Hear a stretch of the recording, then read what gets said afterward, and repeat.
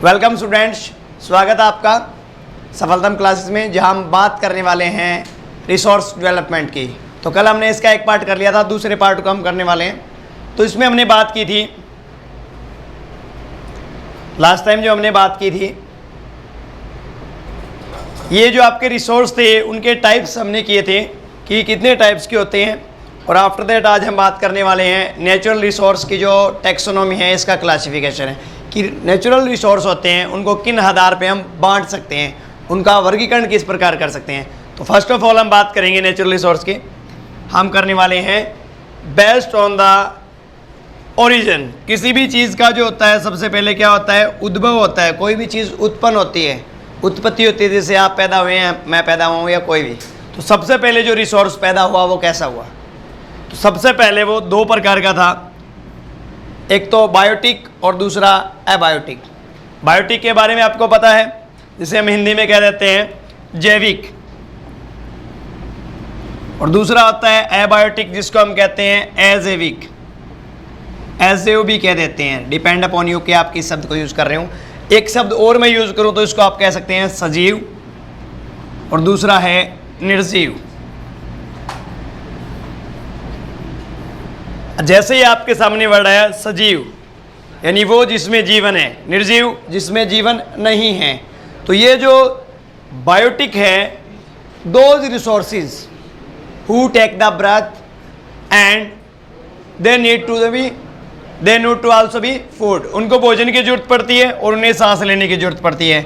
इसमें आपका सारा का सारा फ्लोरा और फाना आ जाता है, पेड़ पौधे, पशु पक्षी और मनुष्य, तीनों मिलकर क्या करते हैं, बायोटिक आपका जो है रिसोर्स उसका निर्माण करते हैं। और बायोटिक जो रिसोर्स है वो सांस लेते हैं, उनको भोजन की जरूरत पड़ती है, और ये जो होते हैं इनमें जो है रिसोर्स को कंज्यूम करने की और प्रोडक्शन करने की दोनों की ताकत होती है। तो ये आपका जो सजीव संसाधन है उसमें क्या क्या चीज़ें की हमने, फ्लोरा यानी पेड़ पौधे, सारे के सारे पेड़ पौधे यानी कि प्लांट किंगडम आ जाता है सारा का सारा। और दूसरी तरफ हमने क्या किया, फौना, उसमें क्या आ जाता है, एनिमल किंगडम आ जाता है। ठीक है, इसके अलावा ह्यूमन खुद भी क्या है कि प्राणी है, सांस लेता है, इसको भोजन की जरूरत पड़ती है। तो ये सारे के सारे क्या है आपके, सारे के सारे क्या है, ये ओरिजिन के आधार पर इसका क्या किया हमने, रिसोर्स का। रिसोर्स क्या हुआ, हमने लास्ट टाइम बात की थी, एनीथिंग और एवरीथिंग, हर वो चीज़ जो हमारे काम आती है, हर एक चीज़, चाहे वो कोई सेवा है, कोई वस्तु है, कोई थिंग्स है, तो उसको हम क्या कहेंगे, रिसोर्स। और बायोटिक रिसोर्स कौन से होते हैं, जो सांस लेते हैं, जिनमें जीवन होता है। क्लियर कर दो सर इसको सर। दूसरा एबायोटिक की बात करते हैं, ये वो रिसोर्स है जिनको किसी भी प्रकार के भोजन की जरूरत नहीं पड़ती, किसी भी प्रकार का इनको सांस लेने की जरूरत नहीं पड़ती। जैसे हमने बात की थी लैंड, एयर, इसके अलावा बात कर सकते हैं वाटर, इनको कोई सांस लेने की जरूरत नहीं है। इसके अलावा बात कर सकते हैं माउंटेन की, इसके अलावा बात कर सकते हैं टेबल की, इसके अलावा बात कर सकते हैं पेन की। इसे ना ही तो भोजन की जरूरत पड़ती है और ना इसे सांस लेने की जरूरत पड़ती है। तो ये क्या है, एबायोटिक। तो इस प्रकार हमारा based on the origin two types of resources, one is biotic and other is abiotic. यहाँ तक क्लियर। अब देखो आपका जन्म हो गया, जन्म होने के बाद आपका क्या होगा, डेवलपमेंट होगा। क्या होगा, on the level of, based on the level of development and use. Development की बात करें, विकास होगा, बड़े हुए हैं, आपकी हाइट बढ़ी, आपका वेट बढ़ा है, आपकी उम्र भी बढ़ रही है। उसी प्रकार जब रिसोर्स बड़ा हुआ तो रिसोर्स को दो भागों में बांट दिया हमने। पहला एक्चुअल रिसोर्स, यानी वो रिसोर्स जो वास्तविक रिसोर्स है, वास्तविक जिसका हमें पता है। ठीक है, आज आप एक घर में रह रहे हैं, उस घर में आप 4 मेंबर हैं, 5 मेंबर हैं, आने वाले समय में 6 भी हो जाएंगे, कोई नया मेहमान भी आएगा घर में, तो आप उसको अपनी फैमिली में ऐड कर सकते हैं। अभी थोड़ी ऐड कर सकते हैं, कब ऐड करेंगे, जब वो आपकी फैमिली में आएगा। तो वो जिनकी आपको संख्या पता है, आपका घर का जो राशन कार्ड है उसमें कुछ लोगों के नाम दर्ज है, जो आपके घर में है उन्हीं का दर्ज है, और जो एक्सपायर हो गए उनको ऐड नहीं किया है, या जो आने वाले उनको हमने ऐड नहीं किया है। वो कब होंगे, जब वो आएंगे। तो सबसे पहले वो जिनकी हमें मात्रा पता है, संख्या पता है, हमें पता है कि ये रिसोर्स कितने हैं। एक्चुअल रिसोर्स की बात करें तो वो रिसोर्स जिनकी हमें मात्रा ज्ञात है, कोयला है, पेट्रोलियम है, हमें पता है कि हमारे पास उनके भंडार कितने हैं। 2040 तक आपका शायद कोयला है वो चलेगा और 2050 में आपका पेट्रोलियम ख़त्म। तो हमें इनकी मात्रा पता है। घर में एक एग्जांपल लेते हैं मात्रा का। आपको पता है कि आपके घर में कितना अनाज पड़ा है। एक बड़ी सी टैंक भर के रखी हुई है आपने, स्टोरेज के लिए स्टॉक कर रखा है अपने 1 साल का। तो वो स्टॉक आपको पता है कि इसमें इतनी क्विंटल जो है गेहूँ आपका पड़ा है। उसी प्रकार वो रिसोर्स जिनकी मात्रा हमें पता है, एक दुकानदार के पास दुकान में जो सामान पड़ा उसे डेली का उस चीज़ को वो नोट करता है कि मेरे पास आज इतना गेहूँ बचा है, इतना मेरे पास चावल बचा है, इतना मेरे पास नमक बचा हुआ है, इतने बिस्किट बचे हुए, इतनी टी लीव्स कि जो आपके कितने केजी के पैकेट बचे हैं। वो डेली उन चीज़ का एक अनुमान लगाता है जो उनके पता होता है। जैसे आप कई बार सामान मांगने जाते हो तो वो कहते हैं जी ये चीज़ हमारे पास अभी नहीं है, इसका मतलब वो उनके पास स्टॉक में नहीं है, उनकी वो जो है वो मात्रा उनके पास है नहीं। तो उसी प्रकार वो रिसोर्स जिनकी हमें मात्रा पता हो उन्हें हम क्या कहेंगे, एक्चुअल रिसोर्स। जैसे आपके घर में पैसा पड़ा है, आपको पता है कितने रुपए, आपकी पॉकेट में आप चेक कर सकते हो कितना रुपए है, कितनी आपके पास बुक्स हैं। तो वो रिसोर्स जिनकी हमें मात्रा पता है, जिनकी क्वांटिटी हमें पता है, उनको हम क्या कहेंगे, एक्चुअल रिसोर्स। जिनके हमें क्वांटिटी का पता है, जिनकी हमें मात्रा का पता है, तो वो कहलाएंगे एक्चुअल। दूसरा है पोटेंशियल। पोटेंशियल क्या होता है, संभाव्य संसाधन। संभाव्य जिनकी संभावनाएं हैं। संभाव्य का मतलब मैं कह दूं कि आपका रिजल्ट आएगा, आप शायद टॉप आ जाएंगे, आप फर्स्ट पोजीशन में होंगे, संभावना है, आज नहीं है, आने वाले भविष्य में पता चलेगा। तो संभाव्य संसाधन वो होते हैं जिनमें हम अपना आने वाला निकट भविष्य देखते हैं। कोई कहेगा मैं आईपीएस बन जाऊंगा जी, कोई कहेगा मैं आईएएस बन जाऊंगा, कोई कहेगा जी मैं डॉक्टर बनूंगा, मैं इंजीनियर बनूंगा, कोई कहेगा मैं सीए बनूंगा, कोई कहेगा मैं आर्मी में जाऊंगा, कोई कहेगा पुलिस में। वो संभावनाएं हैं। ये जो तैयारी कर रहे हो आप सफलतम क्लासेस के ऊपर, आपकी एनटीएससी की भी तैयारी कर रहे हो, साथ में आप ओलंपियाड की भी तैयारी कर रहे हो, इसके अलावा many various type of competition exams, उनकी आप जो तैयारी कर रहे हो, तो वो संभावनाएं हैं आप किस किस चीज़ में जा सकते हैं। तो उसी प्रकार वो रिसोर्स जो हमें जिनकी संभावना है, इसका सबसे अच्छा एग्जांपल लेते हैं हम लद्दाख। लद्दाख में यूरेनियम के भंडार मिले हैं। यूरेनियम 92, 235 और 238 इसका आइसोटोप है। ये यूरेनियम आपको पता है, इससे हम क्या कर सकते हैं, हमारे जो एटॉमिक जो हमारी एनर्जी है, नाभिकीय संयंत्र जो हमने लगाए हैं हमारे नज़दीक में, गोरखपुर में है और राजीव गांधी थर्मल प्लांट खेदड़ में है, इसके अलावा तारापुर और पता नहीं कितने हैं। अब वहाँ पे जो आपकी एनर्जी बनाते हैं, बिजली तैयार करते हैं, तो वो बिजली तैयार करने के लिए यूरेनियम चाहिए। अब हमें अनुमान है, हमें कहाँ से लेना पड़ता है, ऑस्ट्रेलिया से। हमें अनुमान है कि लद्दाख में इतना भंडार है कि हमें काफ़ी रहेगा आने वाले 50-100 सालों में। पर वो दिक्कत कहाँ है, वो पोटेंशियल रिसोर्स है कि वहाँ संभावना है, क्योंकि लद्दाख में ऐसी जगह है, ऐसी भूमि है कि वहाँ पे बर्फ़ जमी हुई है 30 से 40-50 फीट तक। वो जो भूमि में बर्फ़ जमी हुई है, उस बर्फ़ को पहले तो उस बर्फ़ को हटाओ, फिर वहाँ गड्ढा करो, फिर उसको ढूंढो, और वो भी भरोसा नहीं कि वहाँ मिल जाए। तो वहाँ संभावनाएं हैं, हमें लग रहा है हालात ऐसे हैं कि वहाँ वो निकल सकते हैं, परंतु आज नहीं, इन फ्यूचर निकट भविष्य में उनका हम शायद यूज़ कर लें। क्या किसी ने सोचा था आज से 100 साल पहले, जब आपके फ़ोन का आविष्कार किसी ने किया था, फ़ोन का आविष्कार, टेलीफोन का आविष्कार, अलेक्जेंडर ग्राहम बेल, इसकी पत्नी का नाम था हेलो मार्ले। तो उसने सबसे पहले जब टेलीफोन बनाया था, उससे पहले क्या लोगों को पता था कि एक जगह से दूसरी जगह तार के साथ हम बात कर सकते हैं। जैसे मेरे एक माइक लगा हुआ आप देख सकते हैं, इसके सहायता से आपके पास आवाज़ आ रही है। क्या किसी ने सोचा था कि यहाँ बैठे आदमी की आवाज़ कहाँ तक जाएगी?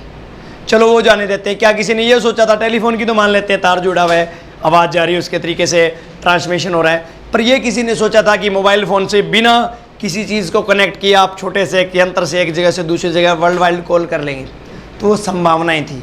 उसी प्रकार ये वो रिसोर्स होते हैं जो आने वाले निकट भविष्य में क्या कर सकते हैं, उनका हम प्रयोग कर सकते हैं। The lack of the technology, technology की कमी से हम क्या कर पा रहे हैं, उनको हम यूज़ नहीं कर पा रहे हैं। सबसे बड़ा एग्जांपल देता हूं मैं आपको पोटेंशियल रिसोर्स का, कि यूरेनस जो आपका एक प्लेनेट है, 8वां प्लेनेट, 7वां या 8वां, 7वां, उसके ऊपर डायमंड शावर होती है। क्या होती है? डायमंड शावर, हीरो की बरसात होती है, हर रोज़ हीरे बरसते हैं। पर वो हमारे काम नहीं आ रहे, क्योंकि वहाँ कौन जाए, कौन लेके आए। आने वाले भविष्य में शायद उनको लाने में हम सक्षम हो जाएं। पीछे एक अनुमान और भी लगाया था कि एक एस्ट्रॉयड आ रहा था, एस्ट्रॉयड जा रहा था अपनी पृथ्वी के पास से, और कहा जाता था कि वो सारा का सारा गोल्ड का बना हुआ है। नासा के वैज्ञानिकों ने कहा, national aeronautic and space administration, उन्होंने कहा कि शायद वो पूरा का पूरा गोल्ड का है, इतना गोल्ड का है कि अगले पता नहीं कितने 100 साल तक आदमी को कमाने की जरूरत नहीं अगर वो एस्ट्रॉयड हम पृथ्वी पर ले आते हैं। परंतु अनुमान झूठा निकला। उसके ऊपर जब भी रिसर्च हुई तो ये सोचा गया कि आने वाले भविष्य में शायद हम उनको ले आएँ, यानी वो रिसोर्स जो हमारे पास आज नहीं है, क्लियर कर दो सर, वो रिसोर्स जो आज हमें टेक्नोलॉजी की वजह से हम उनको यूज़ नहीं कर पा रहे हैं, तो वो पोटेंशियल रिसोर्स में आते हैं जिनको आने वाले भविष्य में हम टेक्नोलॉजी अगर हमारे पास होगी तो हम उनको यूज़ कर पाएंगे। तो वो रिसोर्स क्या कहलाते हैं? पोटेंशियल रिसोर्स, जिसमें मैंने यूरेनियम के भंडार की बात की आपको। आगे बात करते हैं, अब हमने किसी चीज़ का उद्भव भी कर दिया, वो पैदा भी हो गया, उसका विकास हो गया। अब जिसका विकास हुआ उसका कोई ना कोई उसका फिर स्टॉक आ जाता है, basis on the stock. Stock होता है हमारे पास भंडार, स्टॉक करके रखते हैं। आपका दिमाग है, इसने कितनी इन्फॉर्मेशन को स्टॉक कर रखा है। आपका 1 सेंटीमीटर डी है, पूरी दुनिया की इन्फॉर्मेशन को स्टोर कर सकता है। पूरी गूगल की जो इन्फॉर्मेशन है, जितने भी सर्च इंजन है, गूगल है, याहू है, या जो भी चाइनीज़ अन्य कोई भी आपका सर्च इंजन है, तो स्टॉक की बात कर लेते हैं, संग्रहण की बात कर लेते हैं।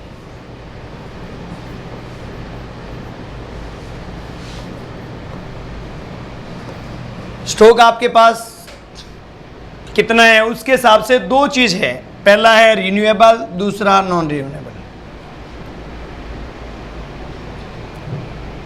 इसको अगर हम बात करें तो रिन्यूएबल में वो रिसोर्स होते हैं जिन्हें हम पुनर्चक्रीय कह सकते हैं आप, या नवीनकरणीय। नवी का मतलब होता है नया, नवीन लिख देते हैं, थोड़ा समझना इजी हो जाएगा।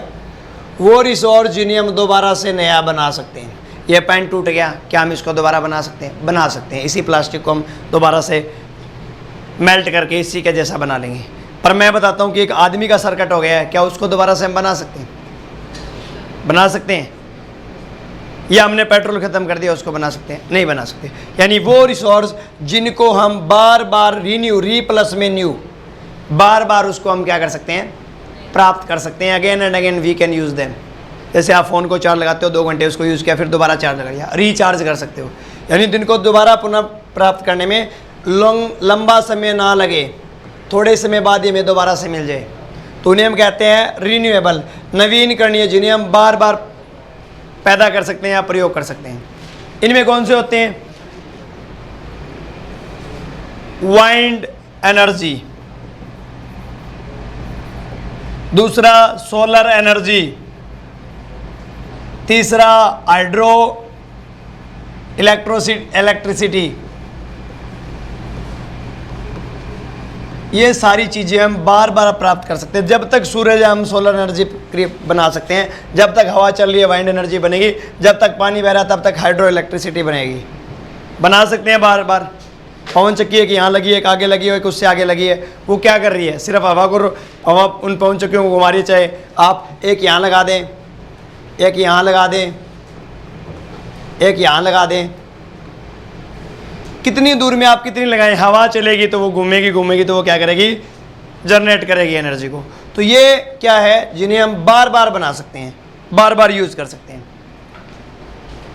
इसके बाद बात आती है नॉन रिन्यूएबल। इन्हें कहते हैं अनवीकरणीय। इनमें में क्या कहते हैं? अनवीकरणीय। सॉरी,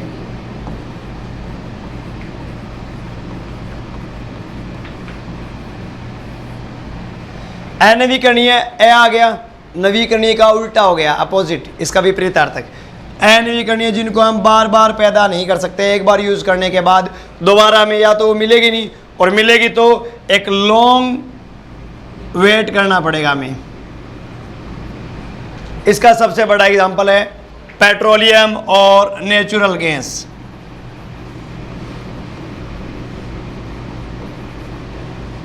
कोयला भी है, कोयला, पेट्रोलियम और नेचुरल गैस। अगर हमने एक बार यूज़ कर लिया, एक आदमी बीड़ी पी रहा है, उसने वो बीड़ी पी, क्या पीने के बाद उसी बीड़ी को दोबारा प्राप्त कर सकता है?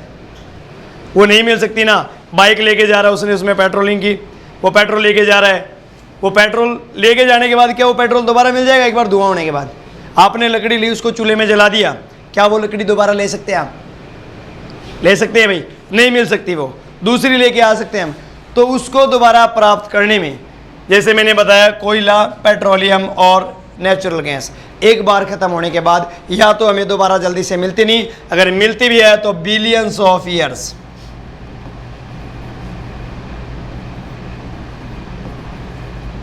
करोड़ों साल का इंतजार करना पड़ेगा। कोयला एक बार कार्बन फेरिस युग में बना था। कब बना था? आज से 20 करोड़ साल पहले कार्बन फेरिस युग था। 20 करोड़, सोच के देखो कितने जन्म लेने पड़ेंगे हमें।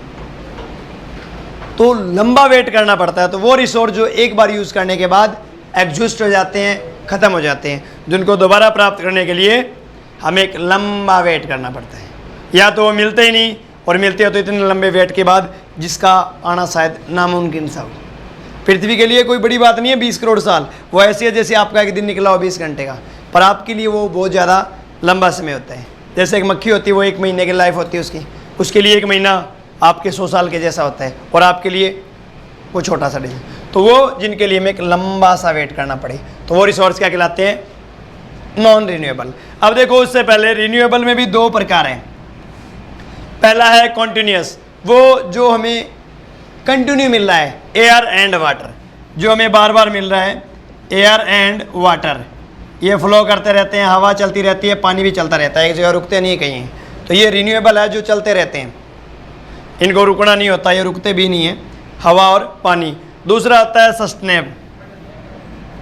सस्टेनेबल क्या होता है भाई, बताओ जल्दी बताओ। इसमें मेटल भी इसके बाद, सॉरी,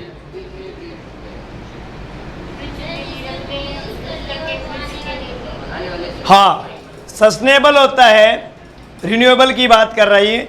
एक तो कंटिन्यूस मिल रहा है, दूसरा सस्टेनेबल, जिनको हम, सस्टेनेबल में क्या होता है आगे आएगा, अभी हम जस्ट अगले ही दूसरी तीसरी स्लाइड में बात करेंगे कि वो रिसोर्स जिन्हें हम केयरफुली यूज़ करें और अपनी प्रेजेंट की जो नीड्स होती है उसको फुलफिल करते हुए हम आने वाली फ्यूचर जनरेशन के लिए, अपने लिए हम बिना पर्यावरण को नुकसान पहुँचाए उसको यूज़ करें, तो वो कहलाती है सस्टेनेबल रिसोर्सेज। यानी वो रिसोर्स जिनको हम सही तरीके से, अब जैसे देखते हो आप, राजस्थान के लोग होते हैं, वो पैसे को बड़ा ही, मतलब बड़ा सतर्कता के साथ बरतते हैं, और एक हमारे वाले होते हैं 500 रुपये जेब में होते हैं, 50-500 और बिना मिलाए भी उधार लिखवा देंगे, और वो 500 होंगे तो 100 का सामान लाएंगे, 400 घर पे रखेंगे। यानी अपनी बचत रखते हैं, क्या पता किस वक्त उन्हें कितने पैसे की जरूरत पड़ जाए। तो वो सस्टेनेबल का मतलब होता है सतत, जो आपका है सततता, यानी कि कंटिन्यूटी, आप उसको अपने पास रख सकते हैं। आपके पास अनाज है, एक बोरी, आपने उसमें से 20 किलो यूज़ किया, 80 किलो आपने अपने पास घर में स्टोर करके रख लिया, आने वाले समय में आप 20 किलो फिर यूज़ कर लेंगे, उसके बाद 20 किलो फिर यूज़ कर लेंगे। इस प्रकार आप क्या करेंगे, उसको आने वाले समय तक बचा कर रख सकते हैं। अगर बचा के रखेंगे तो आपको आगे काम आएगा। जैसा आप गुल्लक के साथ करते हैं, आपके पास एक गुल्लक होता है जिसमें आप पैसे स्टोर करते रहते हैं, अपने मनी को स्टॉक करते रहते हैं, और जब आपको जरूरत पड़ती है वैसे वैसे आप उसके अकॉर्डिंग उनको निकाल लेते हैं या उनको, अब सोचो एक बार में आपने गुल्लक तोड़ा और सारे पैसों को हमने खा लिया, उनसे कुछ खा लिया, पैसे नहीं खाए, उन पैसों को हम दोबारा प्राप्त कर सकते हैं? नहीं। अगर हमने 100 में से 20 खाए और 80 बचाए तो आगे 80 भी काम आ सकते हैं, उसके बाद उनमें से फिर 20, ऐसे करके आप उसको 10-20 जैसे भी आपको चाहो उतने लंबे समय तक ले जा सकते हैं जब तक आप उसको यूज़ करना चाहें। तो वो है सस्टेनेबल। अगली बात आती है नॉन रिन्यूएबल में 2 टाइप बताए थे, फॉसिल फ्यूल और मिनरल्स। फॉसिल फ्यूल में क्या आता है, क्लियर करना सर। फॉसिल फ्यूल में सारे के सारे हमारे ईंधन आते हैं, हर वो चीज़ जो ईंधन का काम कर रही है। कौन कौन सी चीज़ें हैं नॉन रिन्यू में, क्या है जो आपको ईंधन के रूप में काम आ रही है? नंबर 1 पेट्रोलियम, नंबर 2 कोल, और एनर्जी दे रहा है वो किसी चीज़ को चलाने के लिए। अब पेट्रोलियम में अलग अलग है, आपका एक है पेट्रोल, एक आपका है डीजल, एक आपका है केरोसिन। तो ये अलग अलग टाइप के हैं। फॉसिल फ्यूल वो होते हैं जो ईंधन के रूप में हम काम में लेते हैं, किसी ना किसी चीज़ को ड्राइव करने के लिए हम क्या करते हैं, उनका यूज़ करते हैं। किसी ना किसी साधन को चलाने के लिए, किसी न किसी मशीन को चलाने के लिए, तो जिनका हम यूज़ करते हैं वो कहलाते हैं फॉसिल फ्यूल्स, यानी कि जीवाश्म ईंधन। बनते कैसे भी जीवाश्म ईंधन, कोई बता सकता है मुझे? कोई एक बच्चा इनके बारे में प्रोसेस, जीवाश्म ईंधन कैसे बनते हैं?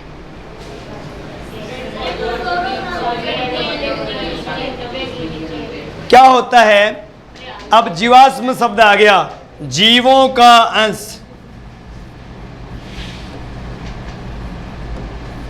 जिसमें जीवों का अंश हो। जीव कौन होते हैं? जिनमें बायोटिक हो वो चीज। बायोटिक में क्या आते हैं? फ्लोरा और फाना। आज से 20 करोड़ साल पहले घटना घटी, पता नहीं, जो इंसिडेंट हुआ, उस इंसिडेंट में सारे पेड़ पौधे और पशु पक्षी मिट्टी के नीचे दब गए। उनके ऊपर एक मिट्टी की बहुत बड़ी परत आई, एक परत के बाद दूसरी, दूसरी से तीसरी, चौथी, इस तरीके से वो एक दूसरे के ऊपर ओवरलैप होते हुए ढक गए और उन पर इतनी बड़ी मिट्टी की परत आ गई कि उनका एक वजन भी बढ़ता है। जब मिट्टी की परत आती है, जैसे आप सो रहे होते हो, आपके ऊपर एक रज़ाई आप यूज़ करते हो, ब्लैंकेट यूज़ करते हो, वैसे 1000 ब्लैंकेट मैं आपके ऊपर डाल दूँ, आपका वजन भी बढ़ जाएगा आपके ऊपर और साथ में आपके ऊपर गर्मी भी, हीट भी बढ़ेगी, क्योंकि उनका वजन पड़ रहा है, उसकी वजह दबाव से आप वजन भी लग रहा है और वहाँ की हीट भी बढ़ रही है। तो हीट और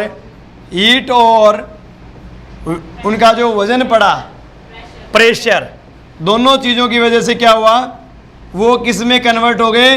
वो सॉलिड से लिक्विड में चले गए। उसी प्रकार जैसे आप टोस्ट बनाते हो, उसके दो आप ब्रेड के टुकड़े लेके बीच में एक छोटा सा मक्खन का टुकड़ा लगाते हो, उनको दबाते हो तो बीच वाला मक्खन बाहर की तरफ निकल जाता है। क्यों? बर्गर में भी ऐसा होता है, क्योंकि वो दबाव पड़ने के कारण वो मेल्ट होकर के बाहर आ जाता है। तो उसी प्रकार वो सारी चीज़ें क्या होगी, सॉलिड से लिक्विड में चेंज होगी कार्बन फेरिस युग में। और उसके बाद पड़े पड़े उन हड्डियों का, उन पेड़ पौधों का गल करके क्या बन गया, एक कीचड़नुमा सा एक पदार्थ बना, जिन्हें हमने नाम दिया पेट्रोलियम। इसको फिर कभी एक दिन बताएंगे, पेट्रो प्लस ओलियम को फिर डिफाइन करेंगे हम। तो ये उसके बाद मनुष्य ने उसको निकाला, उसको रिफाइन किया रिफाइनरी में, और उसके बाद इसको किसके रूप में लिया? ईंधन के रूप में। चाहे आपका डीजल इंजन है, चाहे आपका केरोसिन इंजन है, आपका चाहे पेट्रोल का इंजन है। तो इस प्रकार जो है आपका फॉसिल फ्यूल होते हैं नॉन रिन्यूएबल में, जिनको एक बार यूज़ कर लिया वो ख़त्म हो जाएंगे, दोबारा से अलग ही निकाल के लेके आने पड़ेंगे। अगला है मिनरल्स। नॉन रिन्यू की बात की तो जो ऐसी चीज़ें जो सांस नहीं लेती, जिनको भोजन की जरूरत नहीं पड़ती। मिनरल्स क्या होते हैं? खनिज। पहले मुझे ये बताओ, एक छोटी सी परिभाषा करेंगे इसके साथ साथ। एक तरफ मैं बात कर रहा हूँ खनिज, दूसरी तरफ मैं बात कर रहा हूँ सेल। मैं कहूँगा मिनरल्स और मैं कहूँगा रॉक्स।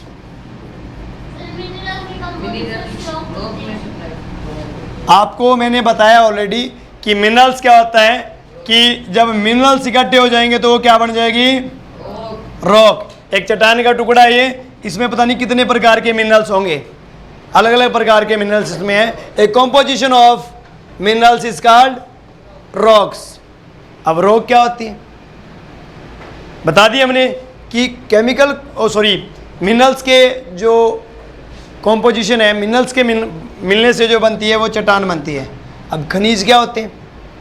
अब मिनरल्स क्या होते हैं बताओ भाई? कहेंगे किसे, वो बाद में आएगा दूसरे पॉइंट पे। पहले पॉइंट पे बताओ कि है क्या। जैसे हमने कह दिया कि मिनरल्स के a group of minerals is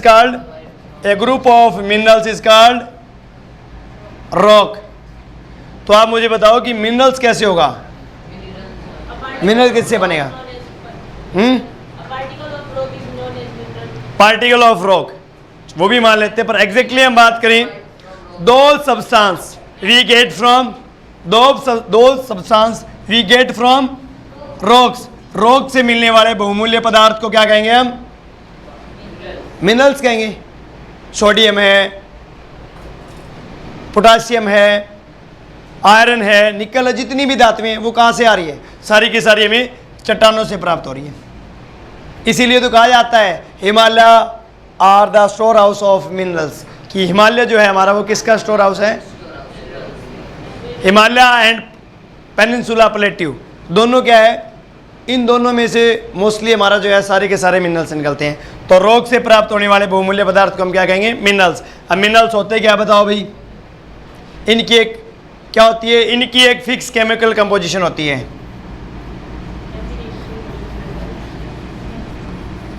दूसरा क्या होता है? डेफिनेट क्या होती है इनकी? एक कलर एंड शेप होती है कि नहीं होती है?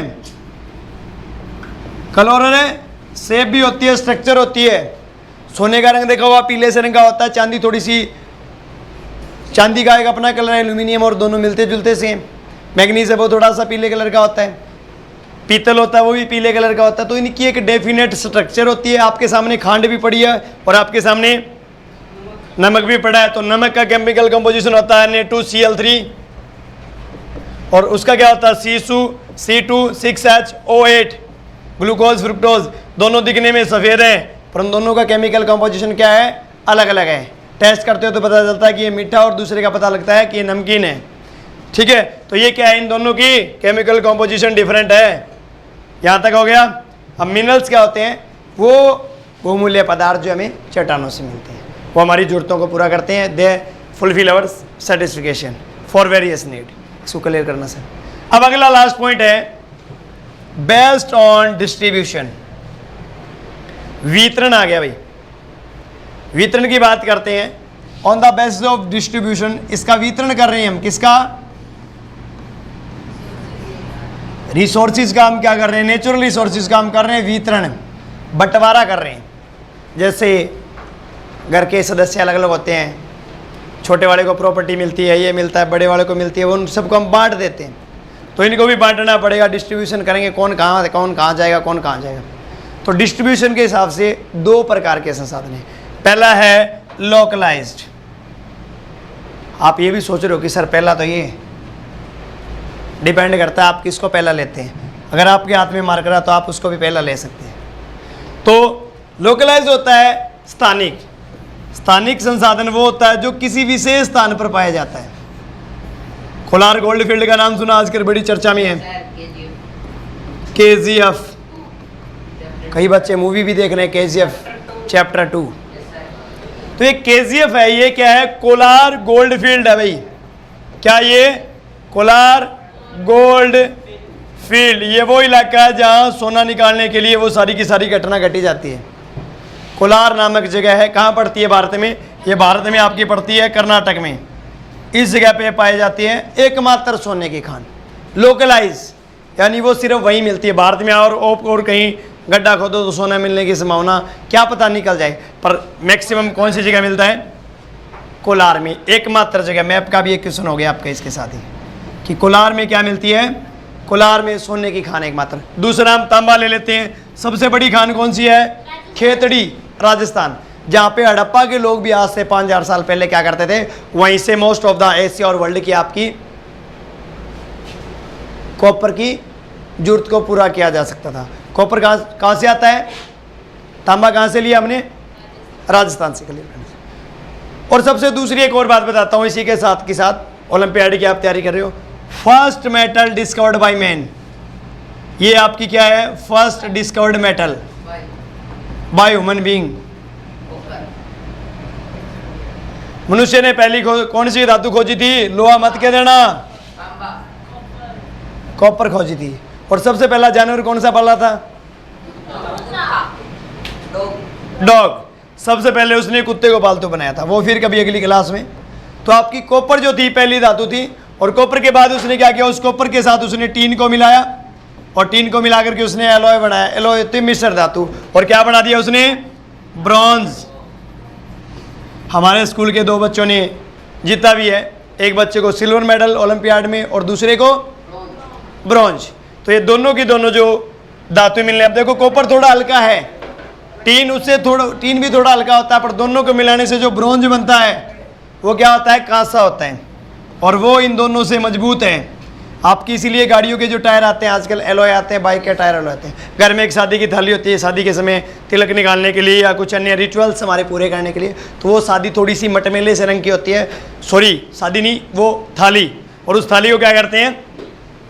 यूज़ करते हैं हमारी वेरियस टाइप ऑफ रिचुअल्स, जो हमारी रीति रिवाज पूरी करने के लिए, तिलक करना है या कोई अन्य रस्म करनी है, तो वो थाली थोड़ी दिखने में ख़राब दिखती है रंग में, परंतु वो किसकी बनी होती है? वो कांसे की बनी होती है और बहुत मजबूत होती है। किसके मुकाबले? In the comparison of copper और टीन। अब बात करते हैं लोकलाइज की। हो गया लोकलाइज कि वो जो किसी विशेष स्थान पे मिलता है, स्थानिक। दूसरा है यूबिक्विटियस, इसको हिंदी में कहते हैं सर्वव्यापी।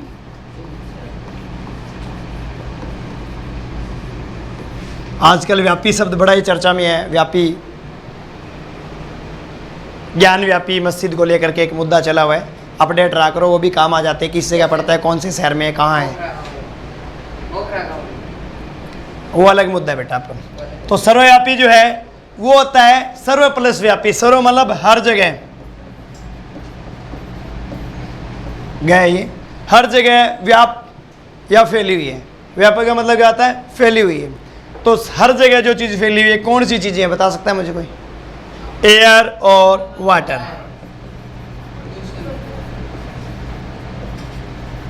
सनराइज, हवा और पानी है जो हर जगह पाया जाता है। पाया जाता है कि नहीं पाया जाता?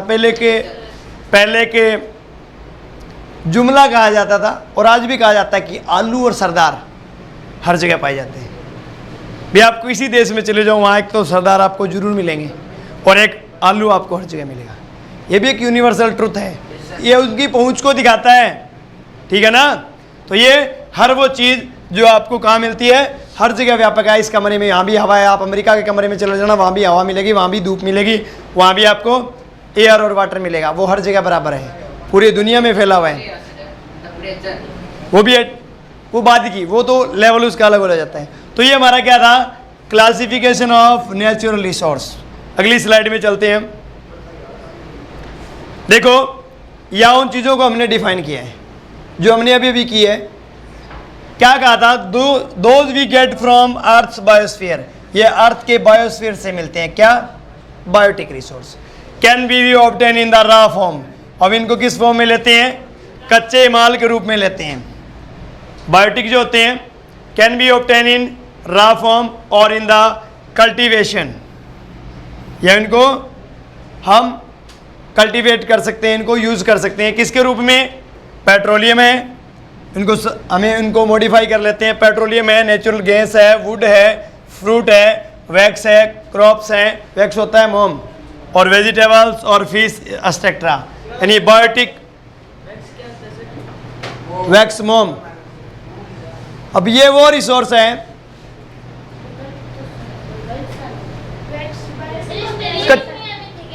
कच्ची फॉर्म में जो हमें मिलते हैं। या ध्यान से सुनो कि जब ये अब बना तो वो रिसोर्स बना है, वो किसी से तो बना ही है। बायोटिक ही थे वो जब पहले बनने से पहले, पेट्रोलियम और वो सारी चीज़ें, उनको जलाने के बाद धुआं भी निकलता है। तो ये कह रहा है कि इन चीज़ों को, वो चीज़ें जो हमें प्राप्त होती है पृथ्वी के बायोस्फीयर से और कच्चे रूप में प्राप्त होती है, और इनको हम कैसे प्राप्त करते हैं? रॉ फॉर्म और कल्टीवेशन। कल्टीवेशन यानी अपनी तकनीक वगैरह लगा करके हम उस चीज़ को, कल्टीवेशन वैसे तो हम किसको कहते हैं?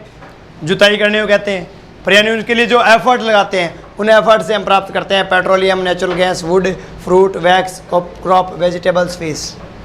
ठीक है, तो ये कौन से थे? बायोटिक। पैदा हुए तो अब कैसे थे? आप कहोगे वैक्स है, बायोटिक है, पर बनाया किसने बनाया उसको? किसके तो बना किससे? वैक्स क्या है? उससे पेट्रोलियम से बनता है। अब वो पहले क्या था? पहले किस चीज़ से बना है? वो बायोटिक से ही बना है। आपने यूज़ किया, आज लकड़ी देख रहे हो, आप लकड़ी को किस में लेके आ रहे हो? ये आपके सामने बेंच पड़ा है, बेंच को आप क्या कहोगे? ये तो है बायोटिक है सर, परंतु ये बायोटिक था, काटने के बाद उसका जो हिस्सा चेंज हुआ, उसके बाद वो डेड हो गया है। उससे पहले तो इसको भी भोजन की जरूरत थी, पानी की जरूरत थी, तब तो ये भी बायोटिक था, पर बाद में क्या हो गया? ये एबायोटिक। अब नहीं है, अब नहीं है। अब ये दूसरा कहता है एबायोटिक में क्या आते हैं? मिनरल्स। क्लासिफिकेशन कर रहा है, मिनरल्स, मेटल्स, अन्य non living materials, salt, sand, gravels, gold, coal, diamond, silver, some renewable resource are wind and tidal energy, water. अब ये देखो नॉन एबायोटिक में देखो, इसने सारी धातुएं ले ली, सारी के सारे खनिजों को ले लिया, इनके अलावा सारे के सारे नॉन लिविंग थिंग्स को ले लिया। तीसरा इन्होंने हवा को भी ऐड किया है, और टाइडल एनर्जी यानी कि आपका ज्वार भाटा आता है, वाटर को, एयर को, सनलाइट को, प्लांट्स को एंड वेजिटेबल्स। अब कहोगे सर प्लांट और वेजिटेबल्स कैसे एबायोटिक है? वो तो बायोटिक है, पर तोड़ देने के बाद पौधे से आपने तोड़ दिया एक फल को, वो क्या बन गया? एबायोटिक। जीव जंतु, उसको पानी की जरूरत नहीं है, अब भोजन की जरूरत नहीं है। आपने सब्जी पकाई है, थोड़ी की बेल उठा के लेके आपने आके कुकर में डाली हो, आप उसका सिर्फ फल तोड़ के लेके आओ। तो ये चीज़ें इसलिए उन्होंने प्लांट्स एंड वेजिटेशन को ऐड किया। वेजिटेशन यानी वनस्पति। आपने एक बीज तोड़ा, एक फल तोड़ा, जब तक वो पेड़ के साथ था वो क्या ले रहा था? सांस भी ले रहा था, उसको भोजन की भी जरूरत थी, उसको पानी की भी जरूरत थी। अब उसको ना ही तो भोजन की जरूरत है, तोड़ने के बाद आप खा रहे हो, वो सेब आपके हाथ में है, वो उस समय बायोटिक था, परंतु आपके हाथ में आने के बाद उसको आपने सुखा लिया या कुछ भी बना लिया, मुरब्बा बना लिया। अब मुरब्बा बना लिया आपने किसका? आंवले का। वो आंवला पहले क्या था? बायोटिक था, पर उसका मुरब्बा बनने के बाद वो क्या हो गया? अबायोटिक। आपने उसको उबाल भी लिया। गन्ने को क्या करते हो? बायोटिक होता है। आपने उसको निचोड़ा, पहले काटा, फिर उसको छीला, फिर उसको मरोड़ा और फिर उसका जूस निकाला। अब वो जूस क्या बायोटिक है? वो अबायोटिक है। तो ये उसी प्रकार कह रहा है पोटेंशियल रिसोर्स आगे सारे के सारे वो जिनकी संभावना है निकट भविष्य में, वो एबायोटिक है। वो सांस नहीं ले रहे, ना ही उनको भोजन की जरूरत है। इसमें क्या कह रहा है? हाइड्रोजन है, has the potential to be use to fuel in the future. अब हाइड्रोजन गैस क्या होती है? उसका जो जलने की जो रेट ऑफ द फायर है वो क्या है? बहुत ज़्यादा है। आपने एलपीजी को जलाते हो, आप एक लकड़ी को टुकड़े को जलाते हो, कुछ टाइम लेता है वो जलने में। आपने वुड को जलाया, वो थोड़ा टाइम लेता है। उसके बाद आपने दूसरा क्या मैटर लिया? आपने पेट्रोल को जलाया, फिर आपने जलाया एलपीजी को, लिक्विड पेट्रोलियम गैस या सीएनजी कंप्रेस्ड नेचुरल गैस। इनमें से सबसे ज़्यादा जोर से कौन सी चीज़ जलेगी? पेट्रोल। सबसे कम लकड़ी, उसके बाद पेट्रोल, फिर आपका एलपीजी या सीएनजी। अगर मैं कहूँ कि कोई ऐसी चीज़ जो एलपीजी और सीएनजी से भी बहुत जोर से धमाका करे, ये तो हल्का सा जलता है, सिलेंडर देखो आपने इतनी बड़ी लो आती है। अगर इसकी जगह हम किसी एक और चीज़ को ऐड करना चाहें तो वो आपका है हाइड्रोजन गैस, जो कि हम आजकल रॉकेट में यूज़ करते हैं। रॉकेट जब जा रही होती है, हवाई जहाज़ों में यूज़ करते हैं, वो जा रही होती है, उसके पीछे एक धुएं की लंबी सी एक लाइन सी दिखाई देती है। क्यों भाई? ऊपर तो हवा चल रही है, वो तो साफ़ हो जानी चाहिए थी, पर वो धुआं इतना ज़्यादा है, डेंस होता है, क्योंकि वो किसके द्वारा बनता है? हाइड्रोजन गैस के द्वारा बनता है, या केरोसिन के द्वारा। केरोसिन भी होता है। हाइड्रोजन गैस क्या करेगी? धमाके के साथ जलेगी। अगर हम हमारे सिलेंडर में हाइड्रोजन गैस भर दें तो वो कितनी बड़ी लो उठाएगी? कम से कम 10 से 20 फीट 50 फीट ऊंची लो उठ जाएगी उसकी। तो आने वाले भविष्य में याद नहीं है, क्या पता आने वाले टाइम में हम उसको पोटेंशियल रिसोर्स में रख रहे हैं, क्या पता हम हाइड्रोजन को आने वाले समय में यूज़ कर पाएँ। किसके रूप में? फ्यूल के रूप में, ईंधन के रूप में उसको यूज़ कर सकते हैं। इसके बाद अगले पॉइंट पे आते हैं, पोटेंशियल रिसोर्स। प्लांट जब तक पौधे में है, जब तक वो मिट्टी में है, पानी ले रहा है, भोजन ले रहा है, वो बायोटिक है। आपने उसको उखाड़ के बाहर फेंक दिया, आपने दूब को उखाड़ा, आपने ग्रास को उखाड़ा, आपने कुछ पौधों को उखाड़ा, क्या वो बायोटिक रह जाएंगे? अगर उनको मिट्टी हवा पानी चाहिए तो रहेगी, तब तक वो बायोटिक है। आपने सुखा दिया, घास को काट रहा आपने खेत में, उसको सुखा दिया, क्या वो बायोटिक रहेगी? वो किस फॉर्म में चली गई?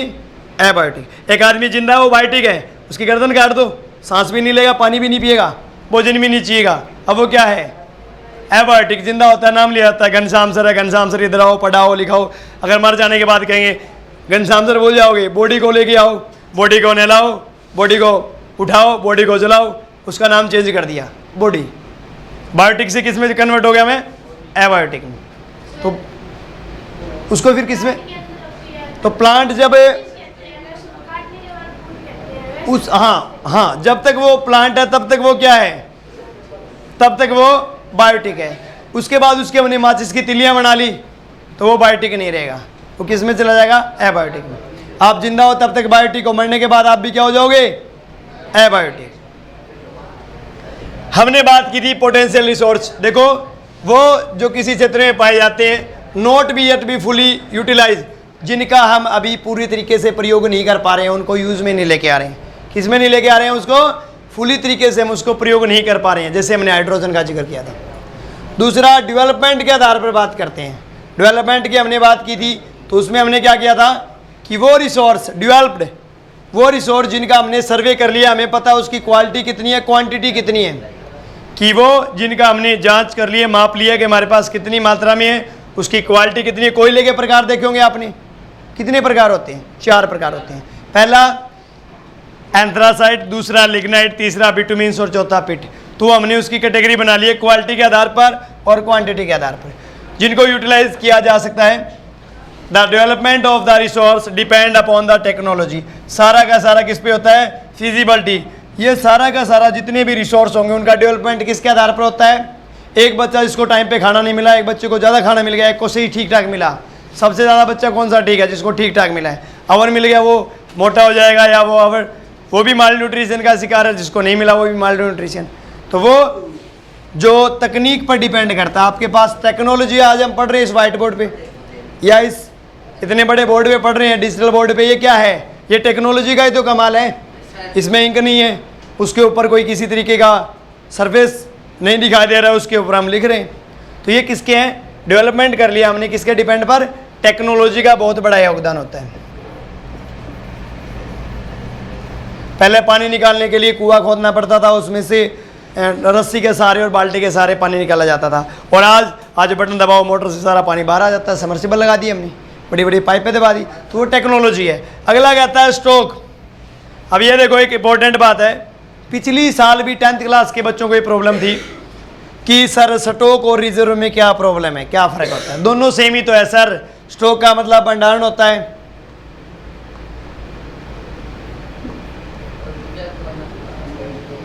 संग्रहित कहते हैं इसको, और रिजर्व का मतलब ये भी एक तरीके का भंडारण है। पर दोनों में अंतर समझ नहीं आ रहा सर, दोनों हम तो एक ही मान रहे हैं। अगर ये एक होती तो बेटा 2 शब्द यूज नहीं किए जाते। सबसे पहली प्रॉब्लम तो यही, ठीक है। तो स्ट्रोक वो होता है, मैं कहूं कि मेरी स्ट्रोक में एक पेन और पड़ा है, 2 दिखाई दे रहे हैं, कि अगर ये यूज में नहीं आता, टूट जाता है, गुम हो जाता है, गिर जाता है, तो हम दूसरा पेन यूज कर सकते हैं, वो जिसकी मात्रा हमारे पास ऑलरेडी है। क्लियर है बात? दूसरा ये कहता है रिजर्व।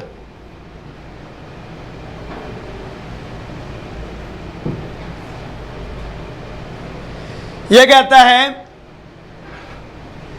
उसको पता है कि उसके पास ये चीज पड़ी है, पर उसको निकालने की टेक्नोलॉजी नहीं है।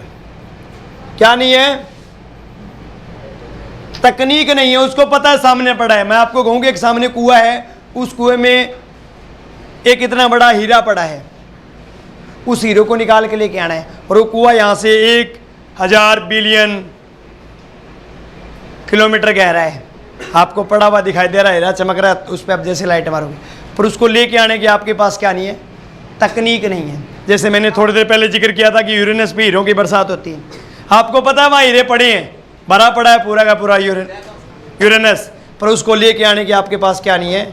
टेक्नोलॉजी नहीं है। Lack of technology.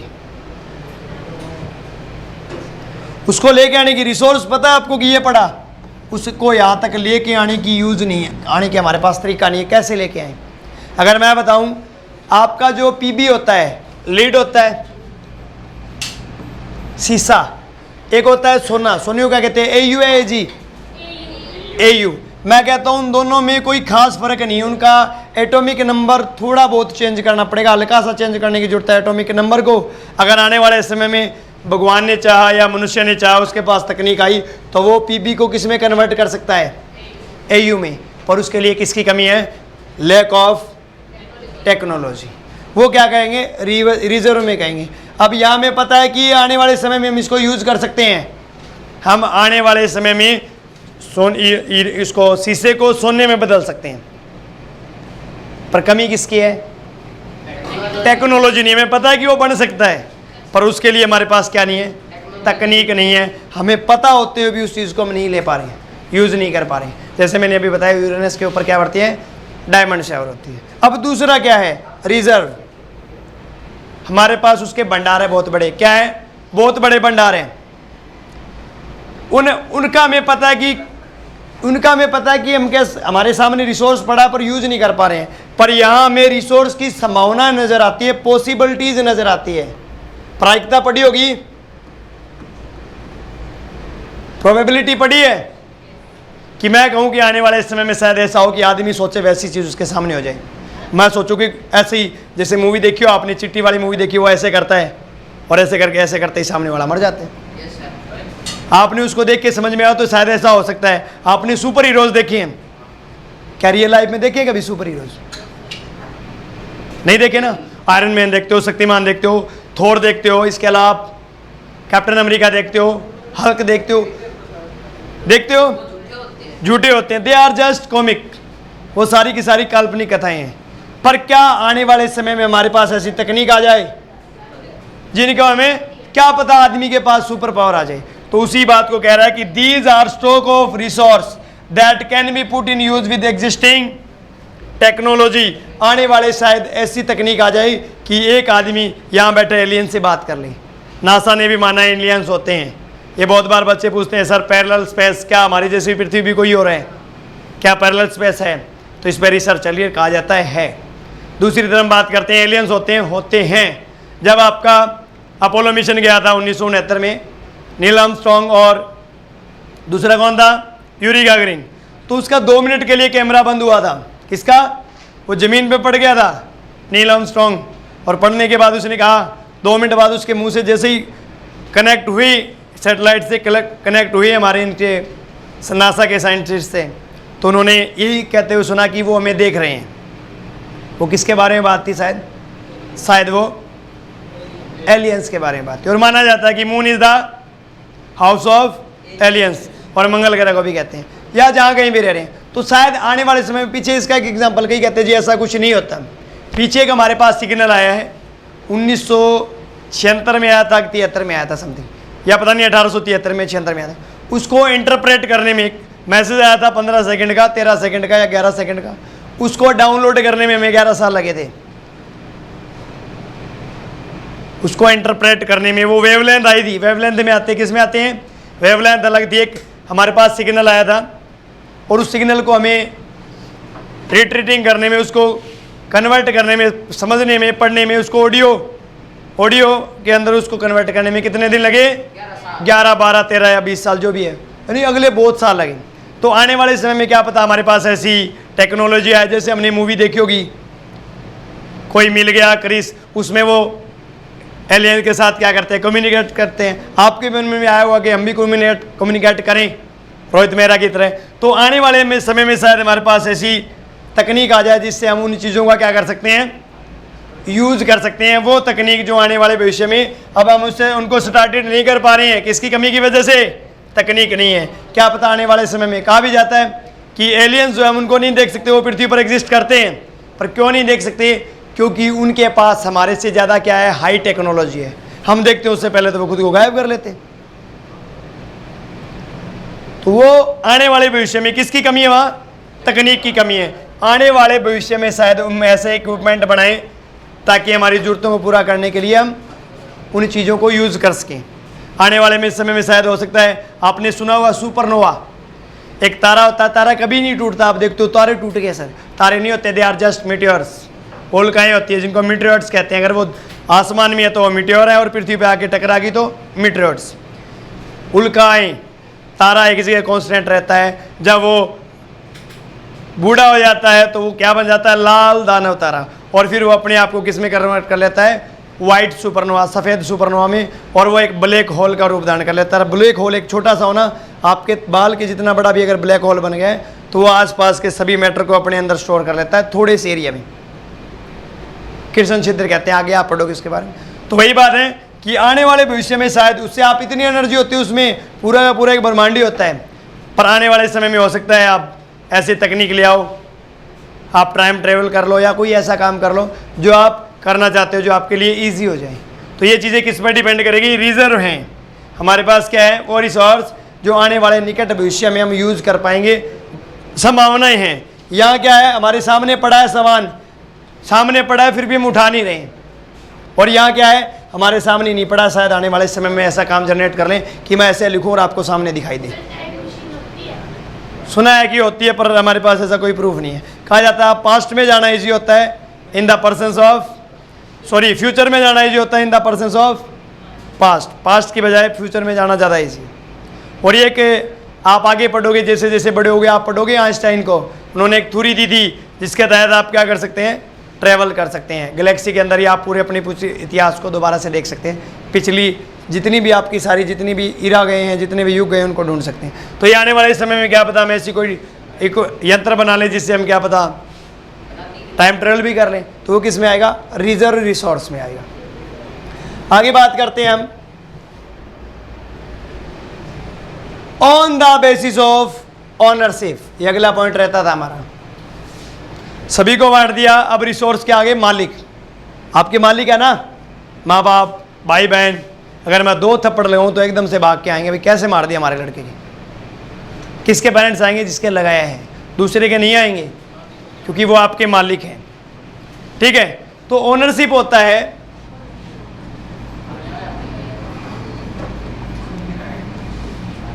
मालिकाना है किसका है, किस रिसोर्स का मालिक कौन है? ये मार्कर है, ये पेन है, पॉइंटर है, मानना पड़ेगा। तो ये कौन किसका मालिक है? सबसे पहला इंडिविजुअल। इंडिविजुअल होता है व्यक्तिगत।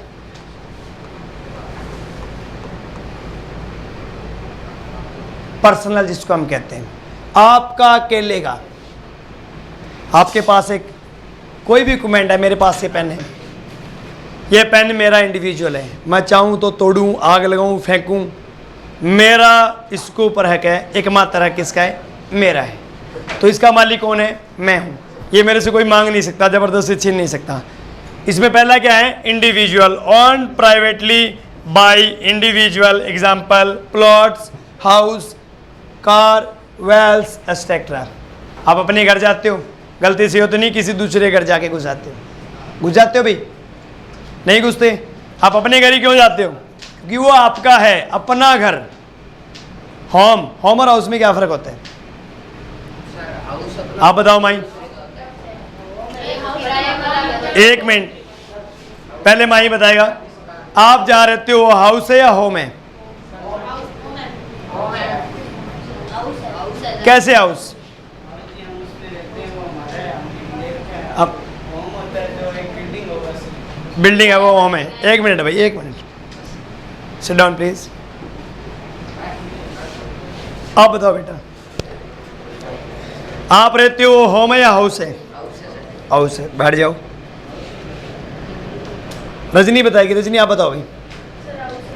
हाउस होता है, बहुत बढ़िया। सोनू?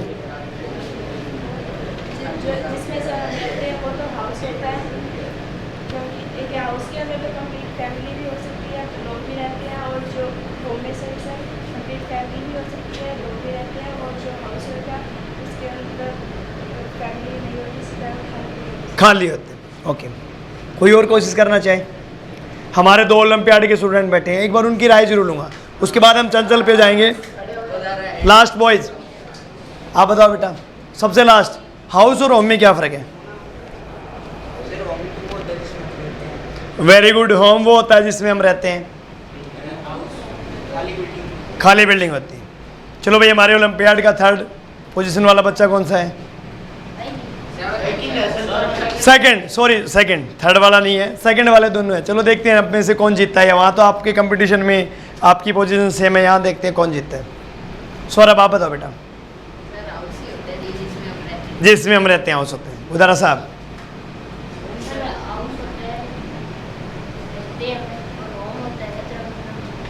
होम होता है वो ऐसे बिल्डिंग। अब कोई अपने पास से ट्राई, रजनी ट्राई करना चाहती है।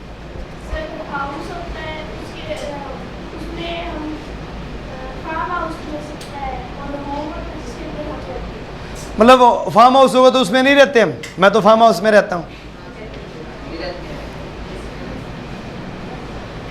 चलो एक बात देखो, मैं रह रहा हूँ उसे मैं फार्म हाउस कह रहा हूँ, वो मेरा होम भी है। और सलमान खान जहाँ जाता है पानी अपने पानी वाला या जो भी पहना वाला है जिस कहते हैं, वो उसका फार्म हाउस है। मैं रहता हूँ उसको मैं होम भी कहता हूँ, मैं फार्म हाउस भी कहता हूँ, उस वाले को सिर्फ फार्म हाउस कहा जाता है। अब लास्ट चंचल बताएगी, उसके बाद हम अपना उत्तर देंगे। जल्दी बताएं बेटा।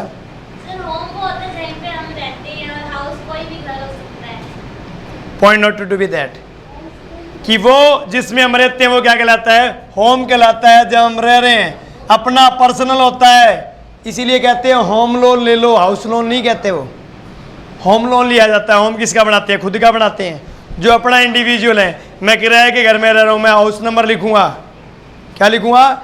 House number. जब मैं किसी किराए में रह रहा हूँ, मम्मा के घर जा रहा हूँ, तो मैं मम्मा का हाउस कहूँगा, उससे मम्मा का होम नहीं कह सकता। मैं अपने किसके घर हूँ? I am at uncle's home कह देते हैं। बाकी जब हम किराए पर रह रहे हैं, अपना पर्सनल है, वो है होम। और जब हम किसी किराए पर रह रहे हैं, किसी दूसरे के घर पे बैठे हैं, तो उसको हम क्या बोलेंगे? हाउस। ये इंडिविजुअल होता है हमारा। क्या होता है? ठीक है। तो इंडिविजुअल जो हमारा वो क्या होता है? जिसके मालिक एक निजी व्यक्ति होता है, पर्सनल जिसका है, उसको हम क्या कहते हैं? आपका प्लाट हो सकता है, घर हो सकता है, कार हो सकती है।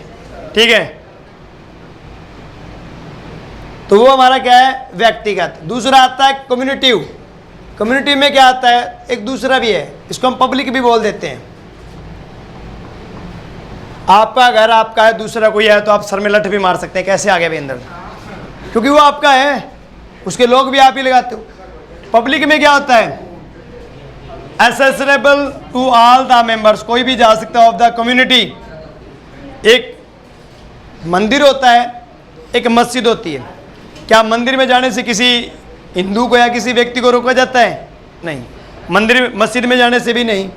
स्कूल में जाने से, सरकारी स्कूल, उसमें कोई नहीं रोकता।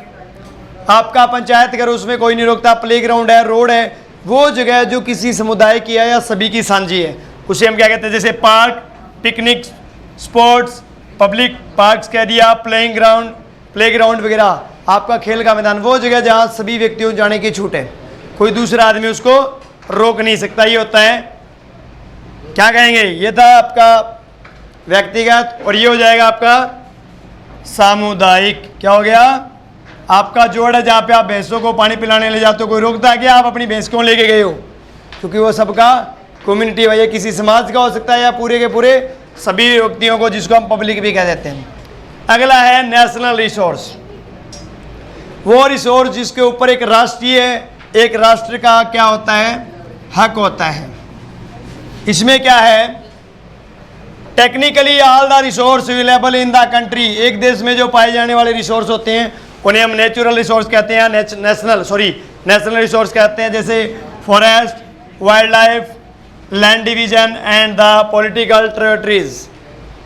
एक देश, भारत की बात करते हैं तो 32,87,263 वर्ग किलोमीटर, इस एरिया के ऊपर किसका हक है? मालिकाना ओनली और ओनली इंडिया का, एक राष्ट्र का, अकेले भारत का। ना पाकिस्तान दावा कर सकता है, ना चीन दावा कर सकता है, ना बांग्लादेश दावा कर सकता है, ना श्रीलंका या अमेरिका, इंग्लैंड, रूस, कोई भी। ये क्या है? इस एरिया पे रहने का किसका हक है? अकेले भारत का, जो किसी एक देश का हो। भारत कह दिया तो उसमें सारा का सारा हक किसका है? भारत का। अब एक छोटी सी बात और बताऊंगा। 12 नॉटिकल माइल्स, 12 समुद्री मील, एक देश के बाहर अगर कोई समुद्र पड़ता है, उसके 12 नॉटिकल मील्स। नॉटिकल होता है समुद्री मील, एक तो जमीन के ऊपर होता है मील, एक होता है समुद्र का। तो नॉटिकल मील जो है 12 मील, जिसको कहते हैं 22.2 किलोमीटर, इस एरिया पर भारत की जो एरिया है, भारत के समुद्र के अंदर 22 किलोमीटर यहाँ से शुरू कर देते हैं, 22 किलोमीटर तक जो एरिया आता है हमारा, उसके ऊपर रिसोर्स निकलेंगे। वो किसके होंगे? सारे के सारे भारत के होंगे, उनको कोई दूसरा नहीं मांगेगा। भारत की बाउंड्री जहाँ पे तट पड़ता है, वहाँ से अगले 22 किलोमीटर, यानी कि 22.2 किलोमीटर या 12 मील, वहाँ तक कोई भी चीज़ मिलती है, वो किसकी होती है? वो भारत की है, भारत का हक है, उसको मांग सकता है, उसका अपना हक जता सकते हैं। दूसरा होता है अंतर्राष्ट्रीय। राष्ट्रीय में आ गया, अब अंतर्राष्ट्रीय होता है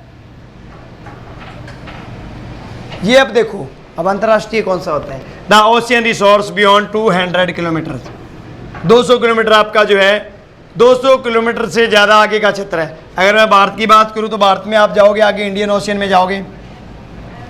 इसमें जैसे ही आपने 200 किलोमीटर पार किया, 200 किलोमीटर पार करते ही वो जो जगह है वो आपकी खुद की नहीं है, भारत ये नहीं कह सकता हमारी है, वहाँ तक भी आपकी पकड़ हो सकती है, आप वहाँ तक जा सकते हो। रिसोर्स 22 किलोमीटर के आपके, 22 से 200 तक आप जाना आना कर सकते हैं, परंतु 200 के बाद जो कुछ भी है उसके ऊपर आप अपना हक नहीं जता सकते, आप दूसरे को रोक नहीं सकते। जैसे हमने पब्लिक और कम्युनिटी की बात की थी, तो 200 किलोमीटर के आगे हैं वो पूरे के पूरे विश्व का साझा है। जैसे आपका पूरा का पूरा आपका, हम बात करते हैं अंतरिक्ष की, क्या कहते हैं अंतरिक्ष को? स्पेस। तो स्पेस में कल को भारत कहते हैं आप एक्सपेरिमेंट मत करो, तो वो स्पेस के अंदर किसका हक है? सभी का बराबर है। कोई भी देश अपना सैटेलाइट छोड़ सकता है।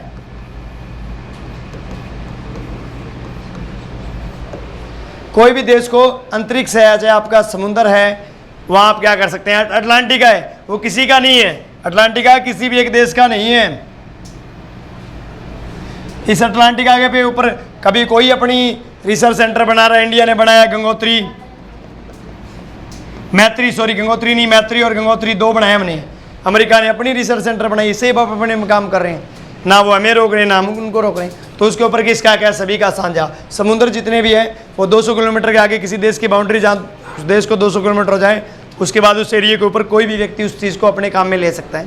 वो सबका क्या है? अंतर्राष्ट्रीय संसाधन है। क्या है वो? अंतर्राष्ट्रीय संसाधन।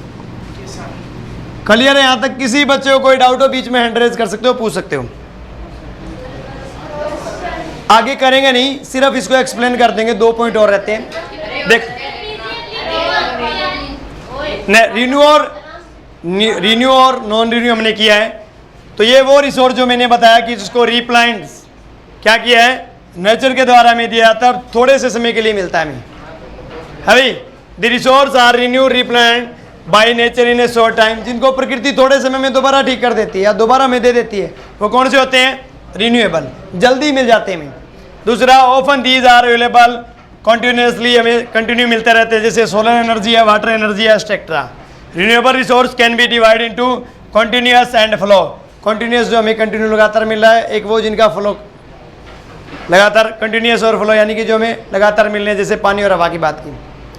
अब अगला कहता है नॉन रिन्यू, जिसमें हमने कहा कि जिसको प्राप्त करने के लिए एक लंबा समय इंतजार करना पड़ता है। जियोलॉजिकल टाइम, जियोलॉजिकल क्या होता है? भौगोलिक, भूगोल से संबंधित है ये। हमें एक बहुत बड़ा वेट करना पड़ता है, बहुत लंबे समय के बाद वो क्या करना पड़ता है? बहुत लंबे समय के बाद उन्हें दोबारा प्राप्त करना पड़ता है, फॉर्म्ड अगेन, और दे आर एग्जिस्टेड, वो खत्म हो जाते हैं। कॉल्ड एग्जाम्पल है फॉसिल्स, सारे के सारे ईंधन एक बार यूज करने के बाद खत्म हो जाते हैं। नीचे कहता है renewable resource can be divide, हो गया। Non renewable can be recyclable and non recyclable, एक वो जिनको हम पुनर्चक्रीय प्राप्त कर सकते हैं। आपने लोहे का एक बहुत सा बड़ा टुकड़ा लिया, कुछ दिन उसको यूज़ किया चारपाई के तौर पर या अपनी कुर्सी के तौर पर, जब वो कुर्सी खराब होगी, उसको जंग लग गया, आपने उसको रिसाइकिल करने के लिए भेज दिया, उसके बाद उसकी पेच बना लिए, बोल्ट बना लिए, या कोई नट बना लिया, या कोई अन्य छोटी दूसरी हल्की चीज़ बना ली, तो इसको हम रिसाइकिल कर सकते हैं। जैसे आयरन एंड स्टील है आपका, या कोई अन्य चीज़ें। और दूसरा नॉन रिसाइकलेबल, एक बार यूज़ करने के बाद वो आपको दोबारा नहीं मिलेगी। कौन सा है? लकड़ी है, या आपने जला दी उसकी राख है, उस लकड़ी को आप दोबारा राख को आप चेंज करके लकड़ी नहीं बना सकते। ठीक है, इसके बाद आती है सस्टेनेबल डेवलपमेंट की परिभाषा, ये लास्ट करेंगे, उसके बाद हमारी क्लास अवर है। नेक्स्ट हम इसके आगे की बात करेंगे। What is sustainable development? Sustainable development क्या है? लास्ट पॉइंट है।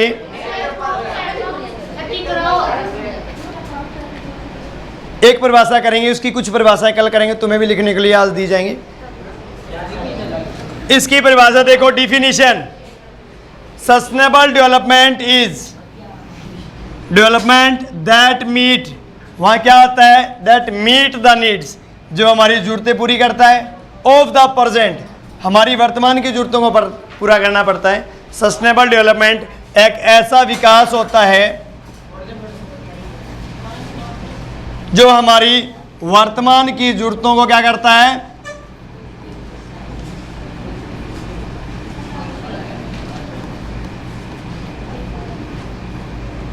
पूरा करता है विदाउट कॉम्प्रोमाइजिंग, बिना कोई कॉम्प्रोमाइज। क्या होता है? बिना कोई समझौता। किससे समझौता किए बगैर? ये समझौता नहीं करता, किसके साथ? बिना कोई समझौता किए। The ability of future generation to meet their our needs, कि हमारी वर्तमान की भी जरूरत पूरी करता है और भविष्य के भविष्य के लिए ये नहीं कि भी हम यूज़ कर लें आने वाले टाइम में, क्या पता दुनिया रहे ना रहे। वो अपनी ज़रूरतों को पूरा करते हुए वर्तमान भविष्य से भी ना समझौता किए।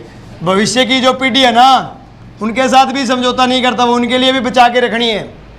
जैसे आपकी मम्मी कई बार करती है, आप घर पे नहीं हो, आप क्लास के लिए आए हो, आपकी मम्मी के को घर में कोई देने के लिए लड्डू आया होगा, स्वामिनी के या कोई शादी के लड्डू, तो मम्मी चाहे तो वो सारे ख़त्म करके निपटा सकती है, बच्चे आए तब तक डिब्बा भी डस्टबिन में मिलेगा। पर वो क्या करते हैं, उनमें से कुछ लड्डू खा लेते हैं, कुछ लड्डू आपके लिए बचा के रखते हैं। अगर वो ना बचाए तो भी फ़र्क नहीं पड़ना है, और बचा लेंगे तो भी फ़र्क पड़ना है, या फ़र्क नहीं पड़ना, फ़र्क पड़ता है। अगर उन्होंने ख़त्म कर लिया तो आपके लिए बचा नहीं पाएंगे, अगर उन्होंने खाने के बाद कुछ बचा लिया तो वो आपके काम आ सकता है, खुद भी खा लिया और आपके लिए भी। तो आज हमारी क्या नीड है, वर्तमान की ज़रूरतों को पूरा करते हुए फ्यूचर की आने वाली जनरेशन के लिए क्या करना, रिसोर्स को बचाना। ये क्या कहलाता है, वर्तमान की ज़रूरतों को पूरा करते हुए एक ऐसा विकास जिसमें हम वर्तमान की ज़रूरतों को पूरा करते हुए भविष्य के लिए रिसोर्स को बचा लेते हैं, सेव कर लेते हैं, कंजर्व कर लेते हैं, ताकि आने वाली पीढ़ियां भी उन चीज़ों को यूज़ कर सके। विदाउट हार्मिंग, एक परिभाषा और जो यानी दी एक वर्ड, विदाउट हार्मिंग द, किसको नुकसान पहुंचाए बगैर, इन्वायरमेंट को। ये बताओ एक ऐसा विकास जिसमें इन्वायरमेंट को नुकसान पहुंचाए तो वो विकास नहीं है। अगर मैं कहूँ कि हम ऐसा विकास कर लेंगे कि सारे के सारे पेड़ पौधे काट देंगे और दुनिया के लिए इतनी बड़ी बड़ी बिल्डिंग्स बना देंगे कि लोग आके रहेंगे, एसीज लगा देंगे, पर ये बताओ ऑक्सीजन तो क्रिएट नहीं कर सकते, हम पेड़ पौधे ही करेंगे, छाया तो नहीं दे सकते। उनको पेड़ देखने के लिए म्यूजियम जाना पड़ेगा। कहाँ जाना पड़ेगा, म्यूजियम जाना पड़ेगा। तो क्या ऐसी नौबत आनी चाहिए, नहीं कि वो पेड़ देखने के लिए भी म्यूजियम जाएं। जैसे आजकल तुम जाते हो, तुम्हें कईयों को नहीं पता मुसल क्या होता है, ओखली क्या होती है, एक मिनट, कुछ और अन्य चीज़ें शहर के बच्चों को नहीं पता है। उनको 10 प्रकार के घास दिखाओ ना, आप खेत में ले आते, कई बार हमारे आ जाते हैं फैमिली में, कई शहर के बच्चे आ जाते हैं, उनके सामने उनको कसिया दिया जाता है कि भैया खेत में क्या करो, हम काम करते हैं खेत में जितने भी घास वगैरह, अब उनको हम देते हैं खरपतवार काटने के लिए। वो करते क्या है, खरपतवार तो छोड़ देते हैं और फसल को काट देते हैं। पता है क्या, क्योंकि उन्होंने चीज़ का ज्ञान ही नहीं, उन्होंने वो चीज़ें देखी पहली बार है। तो कहने का मतलब हमने उन्हें नहीं बचाया उन चीज़ों को, तो हम पहली बार ही देखेंगे। तो वो चीज़ हम पर्यावरण को नुकसान नहीं पहुंचाएंगे, क्योंकि पर्यावरण को नुकसान पहुंचाएंगे तो क्या होगा, हमारा खुद का अस्तित्व खतरे में आएगा। ठीक है अभी, तो किसको नुकसान पहुंचाए बगैर, इसको क्लियर करना सर, पर्यावरण को बिना नुकसान पहुंचाए में विकास करना है। ऐसा विकास नहीं कि जिसके विकास के बदले में हमारा खुद का विनाश साथ में साथ हो रहा हो। क्योंकि मनुष्य ने बड़े बड़े हथियार बनाए, एटम बम बनाए, उससे क्या कर सकता था, वो पूरी दुनिया को खत्म कर सकता था। अमेरिका ने कर लिया था एक बार, कोल्ड वार के समय में 1945 से 1962 की बात है। अमेरिका ने कहा मैं दिखाता हूँ रूस को कि मेरी पावर क्या है। चांद को ख़त्म करने के लिए तैयारी कर ली थी उन्होंने, और कर भी देते। पर सोच के देखो क्या उन्होंने कर दिया होता तो क्या चंदा मामा कह देते हैं, चंदा मामा दूर के बड़े पकाए बूर के, नहीं कह पाते ना।